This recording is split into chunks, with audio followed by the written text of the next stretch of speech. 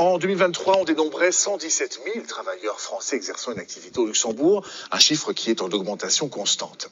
Ces salariés payent leurs impôts au Luxembourg, mais en retour, le Grand-Duché ne reverse rien à la France. 80 élus du pays, principalement, se réunissent pour demander une compensation fiscale à ce voisin européen. Parmi eux, les maires de Joffre et de Mont-Saint-Martin que sont allés rencontrer Valentin Piovesan et Sébastien Roch.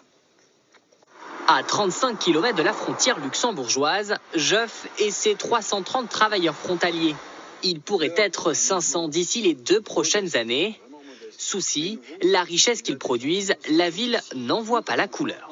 Ces personnes, effectivement, apportent leur force de travail, leurs connaissances, leurs compétences, sans qu'il y ait eu de moindre effort financier de la part du Luxembourg. Et lorsqu'ils reviennent, très légitimement, très logiquement, ils attendent des services de qualité dans tous les domaines, des aménagements urbains qui répondent évidemment à leurs attentes. Nous avons, nous, cela à porter, alors que le Luxembourg, simplement, reçoit. Le Luxembourg reçoit quotidiennement 117 000 Français pour travailler. 300 000 en 2040 selon une étude IDEA. À Mont-Saint-Martin, ville à 500 mètres de la frontière, on croit en la rétrocession fiscale. Le Luxembourg a tout à gagner à cela. Parce que, à force d'appauvrir les communes amies voisines françaises, un jour ça va casser tout ça. C'est pas tenable. Aujourd'hui, la totalité des prélèvements, donc des impôts prélevés sur les salaires des frontaliers, vont effectivement à l'État et aux communes où travaillent les frontaliers. Il ne serait que justice qu'une petite partie de ces impôts reviennent aux communes de résidence.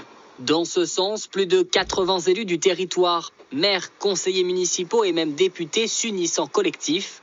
Ils demandent au gouvernement français des négociations avec le Grand-Duché pour qu'une compensation financière soit versée à leur collectivité. À la manœuvre, pour tenter de motiver un Luxembourg sourd à cet appel, 3 députés de la France Insoumise, Caroline Fiat, Charlotte Leduc et Martine Etienne, qui est avec nous ce soir. Bonsoir Martine Etienne, députée LFI de la 3e circonscription de Meurthe-et-Moselle. Vous interpellez régulièrement le gouvernement français pour qu'il entame des négociations avec le Grand-Duché, mais vos sollicitations finalement restent sans réponse. Pourquoi ? Bonsoir.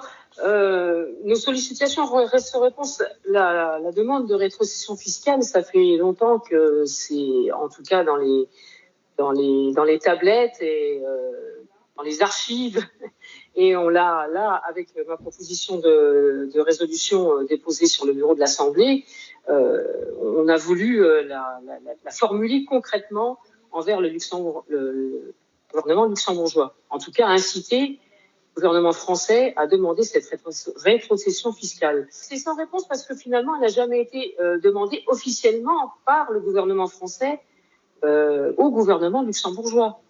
Et pourtant, Martine Etienne, c'est quand même une compensation qui représenterait un apport de 185 millions d'euros par an. Voilà de quoi financer quand même pas mal de projets.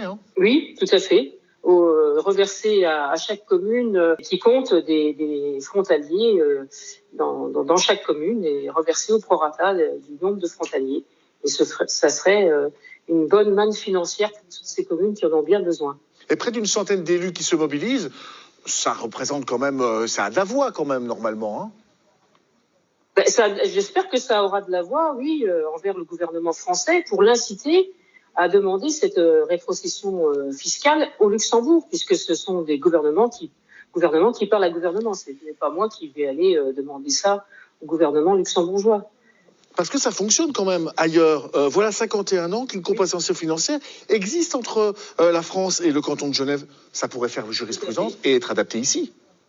Tout à fait. C'est ma demande depuis que je suis élue d'ailleurs. C'était ma première question orale sans débat à l'Assemblée. L'année dernière, et effectivement, c'est sur ce modèle de la Suisse vers la France. Donc, je me suis inspirée en disant, voilà, c'est quelque chose qu'on n'invente pas, c'est quelque chose qui existe. Au final, est-ce qu'il n'y a pas finalement une grande injustice dans toute cette affaire ? Mais oui, une grande injustice, bien sûr. Finalement, c'est la solidarité qu'on demande. On a quand même dans nos villes les gens qui vont travailler au Luxembourg, qui gagnent bien leur vie, et c'est tant mieux, qui côtoient des gens précaires. Et on a quand même une moyenne de précarité plus basse que la moyenne en France. C'est un comble dans nos régions, avec une frontière avec ce pays aussi riche, ce pays qui est le Luxembourg. Merci beaucoup Martine Etienne de nous avoir apporté ce soir ces quelques précisions et de nous avoir reçus. Merci en tout cas à vous. Merci à vous. Merci. Au revoir.